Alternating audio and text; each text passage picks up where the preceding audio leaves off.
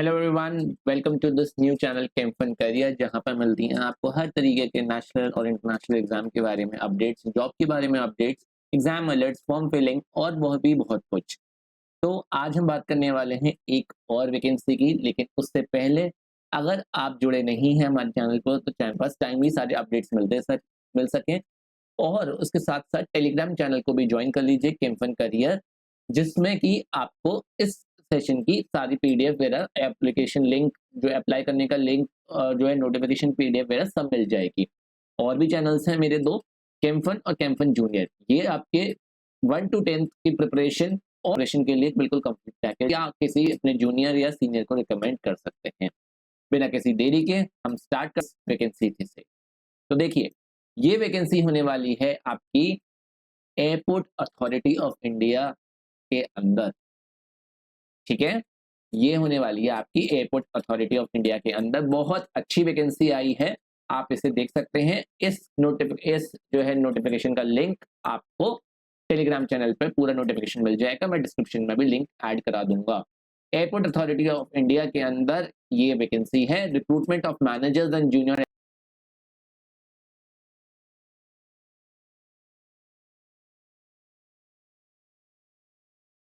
Executives in various disciplines. Advertisement number है 12/2026 year का। ठीक है, ये वैकेंसी के लिए अब क्या क्या चीजें हैं इसके अंदर, दो हैं, एक है मैनेजर की और एक है जूनियर एग्जीक्यूटिव की।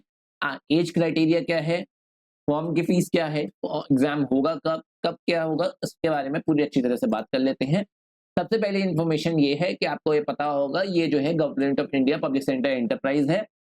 और वैकेंसीज का इस तरीके से जो है आपका डिवीजन रहेगा, ये आपका कैटेगरी वाइज जो है डिवीजन है। मैनेजर्स की वैकेंसी है अलग अलग डिपार्टमेंट्स में, engineering, civil, then electrical, then finance, information technology, architecture, law, fire services, operations, commercial, corporate planning and management services, corporate communications. Then आपका है जूनियर एग्जीक्यूटिव में फाइनेंस, लॉ, ऑपरेशंस और सर्वे एंड कार्टोग्राफी। ठीक है, ये आपकी total vacancies है। सबसे ज्यादा आपकी इंजीनियरिंग सिविल में है 145 वैकेंसीज, और ये आपका जो है ये सारा आपका कैटेगरी वाइज बाइफर्केशन। ओके, तो कुल मिला के जो है आपकी इस तरीके की वैकेंसीज रहने वाली हैं, ये आप इस तरीके से देख सकते हो। ठीक है, इसमें अवेलेबल है। ये आपकी जो डिसेबिलिटीज हैं उनके बारे में चार्ट दिया हुआ है, आप इसे डिटेल में पढ़ सकते हो। ओके, चलिए नोटिफिकेशन में आगे बढ़ते हैं। सबसे बड़ी बात है एजुकेशन क्वालिफिकेशन, और क्या एक्सपीरियंस मांगा जा रहा है, किसमें एक्सपीरियंस चाहिए, किसमें नहीं चाहिए। और इसके साथ साथ आपका एज क्राइटेरिया, मतलब अगर एज की ब्रैकेट से बाहर हो गए तो फिर मतलब ही नहीं बनता ना, तो वो चीजें बता देता हूँ। सबसे पहली चीज है आपकी मैनेजर वाली वैकेंसीज, इसमें आपका एक्सपीरियंस मांगा जा रहा है, इस बात का ध्यान रखेंगे। अगर आपकी मैनेजर वाली वैकेंसी अगर सिविल में है तो बीटेक आपकी सिविल में, ओके, या फिर आपकी जो है अगर इलेक्ट्रिकल है तो बैचलर्स डिग्री इन इंजीनियरिंग और टेक्नोलॉजी इन इलेक्ट्रिकल। ठीक है, उसके बाद है आपका फाइनेंस। फाइनेंस के अंदर आपका मास्टर्स इन बिजनेस एडमिनिस्ट्रेशन यानी आपका एमबीए होना चाहिए, जिसमें आपका स्पेशलाइजेशन होना चाहिए फाइनेंस, या फिर आपका post graduate diploma in management होना चाहिए, जिसमें स्पेशलाइजेशन आपका फाइनेंस होना चाहिए, या फिर कॉस्ट अकाउंटेंट, या फिर चार्टर्ड अकाउंटेंट, या फिर चार्टर्ड फाइनेंशियल एनालिस्ट। ठीक है, फाइनेंस की चीजें हैं, सबके लिए क्वालिफिकेशन मांगी जा रही है। वर्क एक्सपीरियंस आपका 3 इयर्स का, यहाँ पर भी है, यहाँ भी 3 इयर्स है, यहाँ भी 3 इयर्स है। ठीक है, इन्फॉर्मेशन टेक्नोलॉजी में आपका full time bachelors in degree होनी चाहिए इंजीनियरिंग में, या टेक्नोलॉजी में कंप्यूटर साइंस यानी सीएस ब्रांच में, कंप्यूटर इंजीनियरिंग, आईटी, इलेक्ट्रॉनिक्स में, या फिर आपका एमसीए करा होना चाहिए आपने। यहाँ पर भी आपको post qualification work experience 3 years का जो है मांगा जा रहा है, आप पढ़ सकते हैं इसके बारे में। आर्किटेक्चर में आपकी बैचलर्स डिग्री आर्किटेक्चर में, या फिर और आपको काउंसिल ऑफ आर्किटेक्चर से आपका रजिस्ट्रेशन भी होना चाहिए, इसमें भी 3 इयर्स एक्सपीरियंस है। लॉ में आपकी प्रोफेशनल डिग्री लॉ में यानी 3 इयर्स ग्रेजुएशन के बाद, या फिर 5 इयर्स आपका इंटीग्रेटेड कोर्स जो होता है, बीए एलएलबी, या जो भी आप करते हैं बीए एलएलबी का कोर्स, या फिर 3 इयर्स जो एलएलबी की डिग्री होती है वो आपके पास होनी चाहिए। और आपके पास एनरोल हो जाने चाहिए आप एडवोकेट की तरह in Bar Council of India to do practice in courts in India. ठीक है, इसमें भी 3 इयर्स का आपका वर्क एक्सपीरियंस मांगा जा रहा है आपकी क्वालिफिकेशन खत्म होने के बाद। फायर सर्विसेज में आपका बैचलर डिग्री होनी चाहिए इंजीनियरिंग में, technology in fire engineering, mechanical engineering और ऑटोमोबाइल इंजीनियरिंग, ये यहाँ पर वैरायटी है आपके पास। यहाँ पे 3 इयर्स का एक्सपीरियंस है। ऑपरेशंस में आपका ग्रेजुएशन होनी चाहिए आपकी साइंस में, यानी आपकी बीएससी चलेगी, और रेगुलर एमबीए होना चाहिए आपका, 2 इयर्स का एमबीए होना चाहिए, या फिर आपके पास बैचलर डिग्री इन इंजीनियरिंग होनी चाहिए, ठीक है, यानी 5 ईयर का कोर्स ये होना चाहिए, या फिर आपका जो है 4 इयर्स का बैचलर इन इंजीनियरिंग होना चाहिए। पोस्ट क्वालिफिकेशन में आपका 3 इयर्स हो गया, ये आपके लिखे हुए हैं। कमर्शियल में आपका एमबीए होना चाहिए 2 इयर्स का विद मार्केटिंग स्पेशलाइजेशन, या फिर full time bachelor degree in engineering, ठीक है। कॉर्पोरेट प्लानिंग में आपके पोस्ट ग्रेजुएट होने चाहिए mathematical statistics, operation research, statistics, applied statistics, economics with statistics, mathematics with statistics from any university recognised by UGC, ठीक है। कॉर्पोरेट कम्युनिकेशंस में आपका मास कम्युनिकेशन यानी जिसे मास कॉम कहते हैं, journalism, literature, post graduate degree या फिर फुल टाइम रेगुलर डिप्लोमा 2 साल का होना चाहिए journalism, mass media, mass communication पे। उसके बाद जो इंपॉर्टेंट चीज आती है वो है अगर हमारे पास एक्सपीरियंस नहीं है तो क्या करें। उनके लिए है जूनियर एग्जीक्यूटिव का मौका, जो कि आपके अलग अलग फील्ड्स में है। पहला है फाइनेंस, जिसमें आपको एमबीए चाहिए सिर्फ और सिर्फ फाइनेंस, या फिर पोस्ट ग्रेजुएट डिप्लोमा चाहिए मैनेजमेंट में, या फिर कॉस्ट अकाउंटेंट, या फिर चार्टर्ड अकाउंटेंट यानी सीए। लॉ के लिए क्या होना चाहिए, आपके पास लॉ की डिग्री होनी चाहिए, भले ही एक्सपीरियंस नहीं हो, आपके पास लॉ की डिग्री हो, या तो आप जो है इंटीग्रेटेड लॉ करिए आपने बीए एलएलबी का कॉम्बिनेशन 5 ईयर का, या फिर एक लॉ की डिग्री हो और आप रजिस्टर्ड हो बार काउंसिल में। जूनियर एग्जीक्यूटिव ऑपरेशंस में आपका सिर्फ और सिर्फ ग्रेजुएशन इन साइंस यानी बीएससी चाहिए, और आपको एमबीए चाहिए 2 साल के लिए, या फिर आपको बैचलर डिग्री इन इंजीनियरिंग चाहिए। और सर्वे एंड कार्टोग्राफी में आपका सिर्फ और सिर्फ जो है इंजीनियरिंग चाहिए सिविल में, या फिर एमएससी चाहिए ज्योग्राफी में, या फिर remote sensing and geographical information systems में, या फिर जियो इन्फॉर्मेटिक्स, या फिर जियोमैटिक्स में। ये आपका रहेगा जूनियर एग्जीक्यूटिव का क्राइटेरिया, ठीक है। Percentage of criteria minimum pass marks चाहिए, ओके। एक्सपीरियंस जो है वो सेंट्रल या स्टेट गवर्नमेंट या जो है पीएसयू है आपकी पब्लिक सेक्टर अंडरटेकिंग से, या फिर लार्ज प्राइवेट सेक्टर ऑर्गेनाइजेशन से, या इंस्टीट्यूट और कंपनी ऑफ रेप्यूट वहां से होना चाहिए। कंपनी लिस्टेड होनी चाहिए, ठीक है। Experience is acquired from organization or institution or company having an annual turnover of more than 250 crores in the financial years, ये आपका होना चाहिए। और लॉ फर्म्स के लिए आपका 10 करोड़ से ऊपर का होना चाहिए, ओके। एज लिमिट आपके बहुत जरूरी है, मैनेजर की एज लिमिट है 32 इयर्स एज ऑन 7 सितंबर 2026। कट ऑफ डेट जो है वो 7 सितंबर है, उसमें आपकी एज 32 इयर्स तक ही होनी चाहिए, और जूनियर एग्जीक्यूटिव के लिए 27 इयर्स तक होनी चाहिए।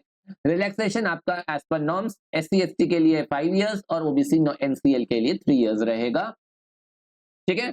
अपर एज लिमिट जो है पीडब्ल्यूडी के लिए वो 10 इयर्स रहेगी। देन आपके और भी रिजर्वेशन आप देख सकते हैं। एज रिलैक्सेशन डेट्स देखें तो आपका फॉर्म ओपनिंग हो रही है 8 अगस्त को, और फॉर्म आप कट ऑफ डेट यानी 7 सितंबर तक भर सकते हैं।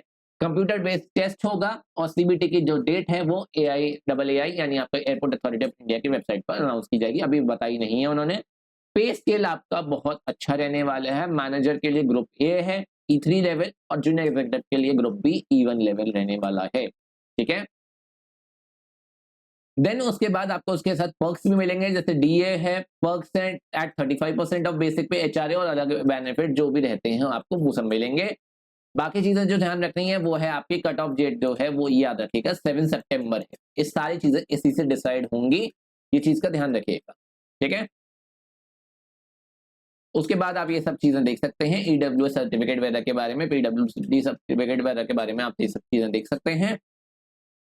देन स्क्राइब के बारे में है, वो भी आप देख सकते हैं क्या स्क्राइब का क्या क्राइटेरिया रहने वाला है, ठीक है।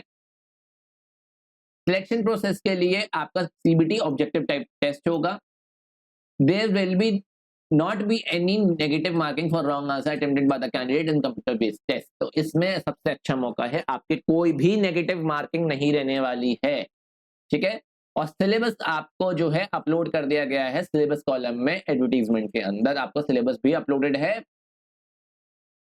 और एडमिट कार्ड इशू हो जाएंगे, आप चेक कर सकते हैं। आपका ईमेल पर एडमिट कार्ड भी भेज दिया जाएगा, इसमें हो सकता है स्पैम फोल्डर में भी आ जाए, तो आप वो भी दे सकते हैं, ठीक है।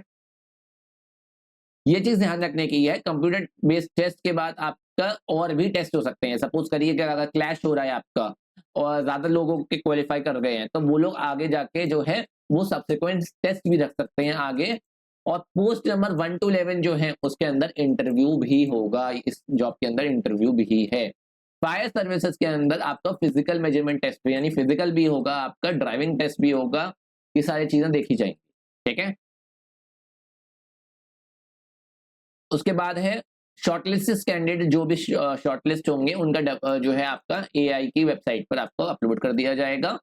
मैनेजर अगर एयरपोर्ट ऑपरेशंस के हैं या जूनियर एग्जीक्यूटिव एयरपोर्ट ऑपरेशंस में है तो उसका एलएमवी लाइसेंस जरूरी है, यानी आपका लाइट मोटर व्हीकल का ड्राइविंग लाइसेंस, आपका 4 व्हीलर का लाइसेंस जरूरी है, कार वाला जो लाइसेंस होता है ना एलएमवी, वो जरूरी है। लर्निंग लाइसेंस अप्लाई नहीं होगा, एप्लीकेबल नहीं होगा। फायर सर्विसेज मैनेजर के लिए आपको जो है परमानेंट एलएमवी चाहिए आपका, ये चीज का ध्यान रखिएगा, ठीक है। और आपको हैवी वाला यानी ट्रक्स का जो लाइसेंस होता है वो 2 साल के अंदर लेना पड़ेगा। देन अगर आप वर्किंग प्रोफेशनल तो एनओसी चाहिए आपको, वो तो बेसिक क्राइटेरिया रहता है। और जो अगर ट्रेनिंग में जा रहे हैं मैनेजर फायर सर्विसेज के लिए तो उन्हें आपको बॉन्ड साइन करना होगा 5 लाख का, 3 साल की आपको ट्रेनिंग देनी पड़ेगी, ठीक है। देन उसके बाद जो है ये सब चीजें हैं मिसकंडक्ट वगैरह के बारे में। अप्लाई करने के लिए आप ऑनलाइन अप्लाई कर सकते हैं, करियर सेक्शन में जाके EEI की वेबसाइट पे 8 अगस्त से जो है वो शुरू हो जाएंगे फॉर्म फिलिंग। ईमेल आईडी और एक मोबाइल नंबर चाहिए आपको अपलोड करनी होगी scanned image, photography, signature, left thumb impression और हैंड रिटन डिक्लेरेशन, ठीक है। सारे डॉक्यूमेंट्स जो भी होंगे आपके एज रिलैक्सेशन वगैरह के और कैटेगरी सर्टिफिकेट्स वो भी अपलोड करने होंगे, ऑनलाइन फी पेमेंट करनी होगी। और उसके स्पेसिफिकेशंस भी हैं, फोटोग्राफ जो है 4.5 इंटू 3.5 के होने चाहिए, ग्लासेस जो है की रिफ्लेक्शन नहीं आने चाहिए, मैं तो कहूँगा ग्लासेस ना पहनो, 20 से 20 जो है 50 केबी तक की फोटोग्राफ चाहिए।